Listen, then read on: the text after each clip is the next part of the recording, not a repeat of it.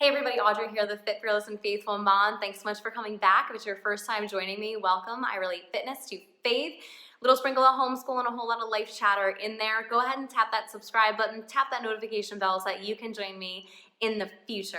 Today, we're gonna be talking about being a supportive wife.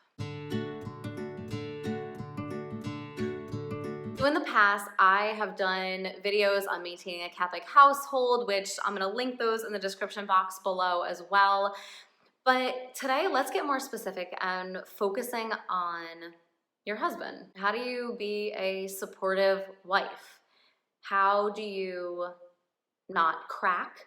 How do you make sure that you are helping your husband get to heaven? Likewise with him, because I think sometimes it can be hard, right? It can be a little hard. Life can throw you a lot of different challenges, and you need to maintain a whole lot of structure in your life to make sure things don't start collapsing. So here are a few tips that I have to share out with you. The first thing to make sure that you're doing first and foremost is that you're prioritizing your time. Because if you're not prioritizing your time, and I'm talking about your faith time, then how do you expect anything else to fall in line? What are you doing in your personal prayer life that is going to strengthen you the best way possible? Because if you're not, you can't expect anything to work. It's just not. So number one, get your prayer life in order. What are you fueling yourself with right now to make sure that you are remaining strong? Now, after you get that all situated, how are you praying for your husband? Do you actually pray for him? What are you praying for? Remember, be specific. If you're just arbitrarily praying for something, then it's not really gonna work. Now, I say it's not really gonna work. That doesn't mean that we treat God like a genie, right? We don't go and say like, God, here's like my little wish list for me and my family. Make something happen. It doesn't, no, that's not how it works. What is your will from God? What does God want from your life? And then you need to align your will to the will of God, and things will start falling into place. Maybe not right away, because things take time, and God's time is perfect, but man, does it take a lot of patience. So, sidetrack. So I want to read a little bit from Proverbs 31 because I think this may help some of you out a little bit. She is clothed with strength and dignity.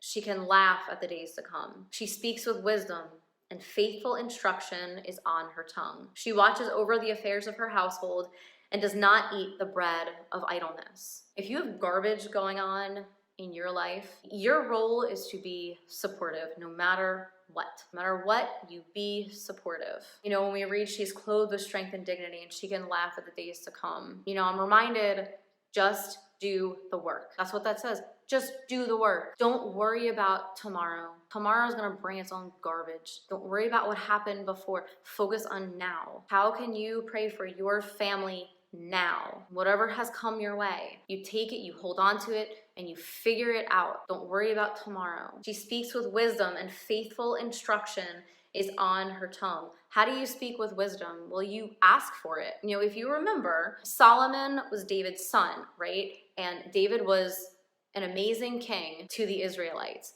And so Solomon, his son, came along. I want to speak with wisdom. Give me wisdom. He opened himself up, and he was one of the wisest kings ever. Ask and you shall receive. If there's garbage, ask for the wisdom to understand how to deal with whatever situation you're dealing with, and pray for that wisdom so that you then know how to pray for your family and pray for your husband the best way possible. She watches over the affairs of her household and does not eat the bread of idleness. Idleness, what is it? Idle hands are the work of the devil. Okay, idle minds are the work of the devil. Focus on what is most important. Take care of your household duties. Maintain that Catholic household. Pray with your children.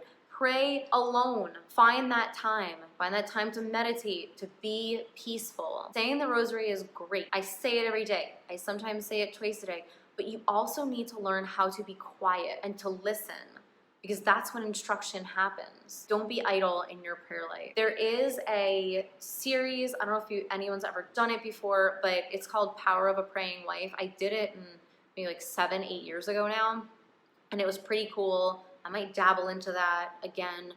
but it really does give good insight on how to pray for your spouse, your significant other. And so I really encourage you to do that. We should be praying for one another. We should be praying for our spouse. That's supposed to be your best friend. If you're not praying for them, then you're kind of missing out. And one more, when it snows, she has no fear for her household, for all of them are clothed in scarlet. There may be some garbage, and that's your snow. Take it, harness it, hold on to it. Pray, hope, and don't worry. St. Padre Pio. And also 1 Thessalonians, pray without ceasing.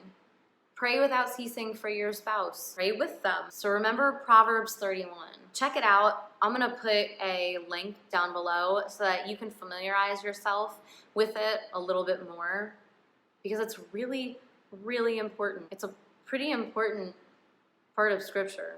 It's a pretty awesome part of Scripture. It's like an outline of how to be a wife. So I'm working on it. There's a lot of stuff in there that we need to pay attention to.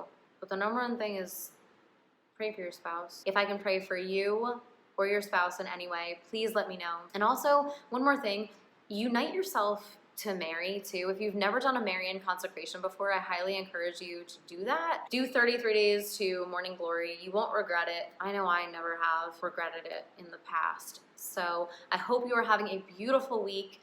Hope you are having a wonderful summer, swimming in the sunshine and having a great time.